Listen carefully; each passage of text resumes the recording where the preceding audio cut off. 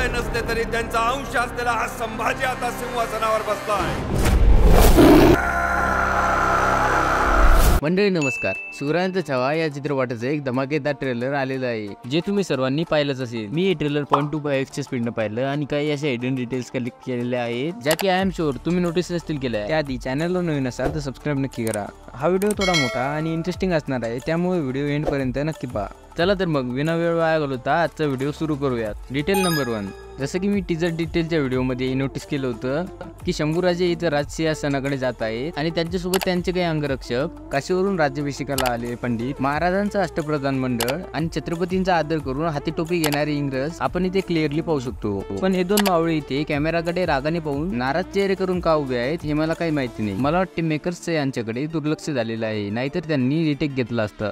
Detail number 2, समोरच्या सीनमध्ये छत्रपती शिवाजी महाराज बोलत असतात की हे श्रींचे राज्य अहत तंजावर तिथे अहत पेशावर व्हावी। छत्रपती शिवाजी महाराज त्यांच्या मावळ्यांचं आत्मबळ वाढवण्यासाठी आणि त्यांना प्रेरणा देण्यासाठी त्यांच्या सैन्याला नेहमी सांगायचे की हे स्वराज्याचं कार्य श्री रायरेश्वरांचं आहे आणि हे हिंदवी स्वराज्य व्हावे ही तो श्रींची इच्छा आणि अहत तंजावर तिथे अहत पेशावर व्हावे याचा अर्थ होतो अहत तंजावर तिथे अहत पेशावर अवघा मुलूक हिंदूंचा, सप्त सिंधू सप्तगंगा मुक्त करा, काशीचा श्री विश्वेश्वर सोडवा, 12 ज्योतिर्लिंग या यवनांच्या हातून मुक्त करा, चुकूर होऊ नका। हे छत्रपती शिवाजी महाराजांचे काही बोल। डिटेल नंबर 3, या सीन मध्ये जेव्हा शंभूराजे सिंहासनाच्या जवळ जातात तेव्हा मावळा त्यांच्या हातातला सोन्याचा धनुष्य घेतो आणि संभाजी महाराजांच्या हाती आंबीर मामा हे शस्त्र देतात। याच ठिकाणी आपण हेही नोटीस करू शकतो की शंभूराजांच्या पाठीवर असणारे बाण हे देखील सोन्याचे आहेत आणि इथे सरसेनापती आंबीरराव मोहिते यांचा लुक ॲज सेम आहे जसा की आपण काही ऐतिहासिक सिरियल मध्ये किंवा जुन्या काही फोटोज मध्ये पाहिलेलं आहे। यावरून आपल्याला या मूवी बद्दल मेकर्सचा असणारा अटेन्शन टू डिटेल लक्षात येते।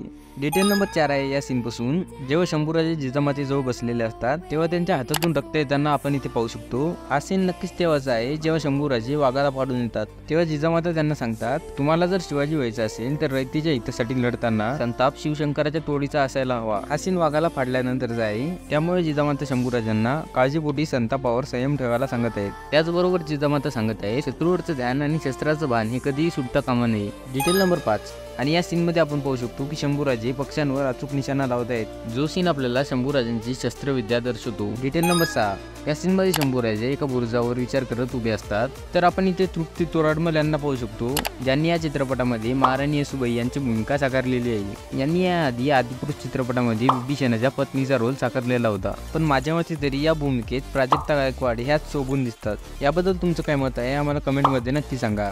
आणि या सीन मध्ये जेव्हा इथे शंभूराजे उभे आहेत तेव्हा येसूबाई तिथे येऊन त्यांना म्हणतात की स्वारी आज अशी हरवलेली का दिसते।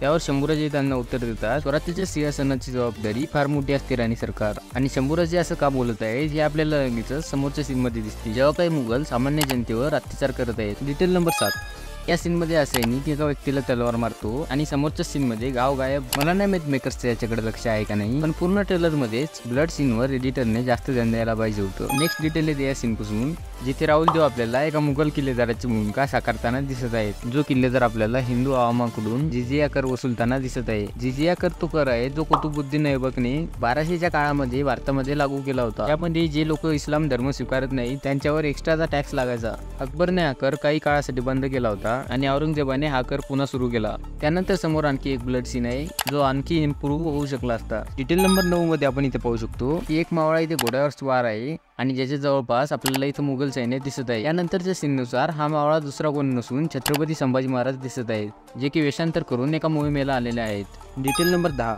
छत्रपती संभाजी महाराज संपूर्ण रयतेला आश्वासन देत आहेत की शिवराय नसले तरी त्यांचा अंश असलेला संभाजी आता सिंहासनावर बसलेला आहे। आणि दिग्पाल लांजेकर यांनी एका इंटरव्ह्यू मध्ये हे स्पष्ट केलं आहे छत्रपती शिवाजी महाराजांच्या अकाल मृत्यूनंतर कशा प्रकारे संभाजी महाराजांनी रयतेचा स्वराज्याचा भार त्यांच्या खांद्यावर तोलून घेतला आणि 23 वर्षाच्या तरुण पोराने म्हणजे छत्रपती संभाजी महाराजांनी औरंगजेबाला सळो की पळो करून सोडले। आणि सोबतच दिग्पाल लांजेकर यांनी हेही स्पष्ट केलं आहे की हे पुष्प आपल्याला 3 पार्ट मध्ये पाहायला मिळणार आहे। त्यानंतर 11 नंबरची डिटेल येते या सीन पासून जिथे आपल्याला औरंगजेबाचा चेहरा दाखवला जातो, तो इथे मराठ्यांबद्दल बोलत आहे आणि त्याला इथे काम सुटलेलं आहे। डिटेल नंबर 12, नेक्स्ट सीन मध्ये आपण इथे एक मुघल पाहू शकतो जो की दुसरा कोणी नसून औरंगजेबाचा मुलगा शहजादा अकबर आहे, ज्याने औरंगजेबासोबत विद्रोह करून राजपुतांसोबत हातमिळवणी केली होती।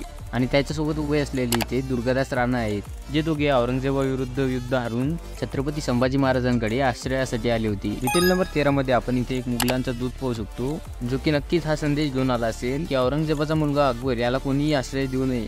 पण औरंगजेबाला हे ध्यानी नाहीये की तो मराठ्यांना चेतावणी देतोय. डिटेल नंबर 14 आणि समोरच्या सीन मध्ये आपल्याला पुन्हा एकदा एक ब्लड सीन दिसतो. आता मी या ट्रेलर मध्ये चुका काढत नाहीये, फक्त एवढं सांगायचा प्रयत्न करतो, जर एडिटर टीमने हार्डवर्कच्या ऐवजी थोडंसं स्मार्ट वर्क केलं असतं तर आपल्याला कुठेतरी आणखी इम्प्रूव्हमेंट दिसली असती. डिटेल नंबर 15 येते त्या सीन पासून, जेव्हा एक मावळा सदरेवर येतो आणि तो एक नकाशा शंभू महाराजांच्या समोर ठेवतो आणि त्या नकाशावर नाव आहे सुरत. हा सीन तेव्हाचा आहे जेव्हा संभाजी महाराजांचा नुकताच राज्याभिषेक सोहळा पार पडला होता आणि छत्रपती संभाजी महाराजांनी सुरतेवर आक्रमण करायचं म्हणून बुरानपूरवर आक्रमण केलं होतं. हा मावळा दुसरा कोण नसून त्यांच्या वेशभूषेवरून बहिर्जी नाईक आपल्याला दिसत आहे. डिटेल नंबर 16 जेव्हा शंभूराजे, कवी कलश, हंबीर मामा आणि त्यांचं काही सैन्य मुघल छावणीकडे जाताना आपल्याला दिसत आहे आणि लगेचच आपण शंभूराजांना शहजादा अकबर याची गळाभेट घेताना पाहत आहोत, ज्या ठिकाणी अकबरासोबत इथं दुर्गादास राणा पण उभे आहे. डिटेल नंबर 17 येते या सीन पासून, जेव्हा आपण इथे औरंगजेबाला संतापलेला पाहत आहोत. हा सीन तेव्हाच असेल जेव्हा संभाजी महाराजांनी औरंगजेबाच्या चेतावणीला काहीच न समजून अकबराला आश्रय दिला होता.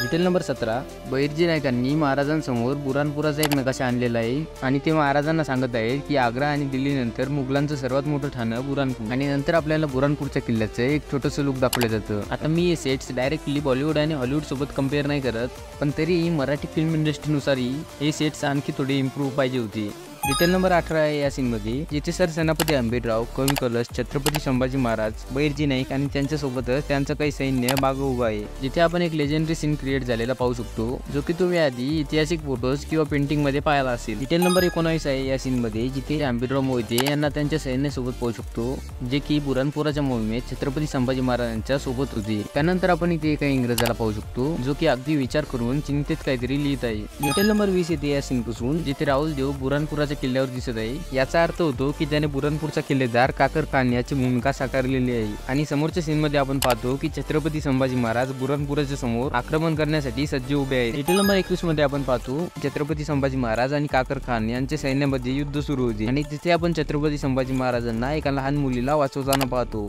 हा सीन आपल्याला दर्शवतो छत्रपती संभाजी महाराज गनिमांशी लढताना जसे रुद्र अवतार धारण करायचे, त्याचसोबत त्यांच्या रयतेवर असलेलं प्रेम या सीन मध्ये आपल्याला पाहायला मिळते. डिटेल नंबर 22 ते एका गनिमाला तलवार लागते आणि तो जेव्हा पडत असतो तेव्हा इथं आपण त्याच्या पायामध्ये एक मॉडर्न शू नोटीस करतो, ज्यावर ऍडजस्टेबल क्लिप्स लावलेले आहेत. तुम्हाला काय वाटते, त्या काळात असे शूज असतील की नाही, कमेंट्स मध्ये आम्हाला नक्की सांगा. डिटेल नंबर 23 जेव्हा छत्रपती संभाजी महाराज आणि काकर खान एकमेकांसमोर येतात आणि जेव्हा त्यांच्यामध्ये युद्ध होतं, हे मी या व्हिडिओमध्ये स्पॉइल करणार नाहीये.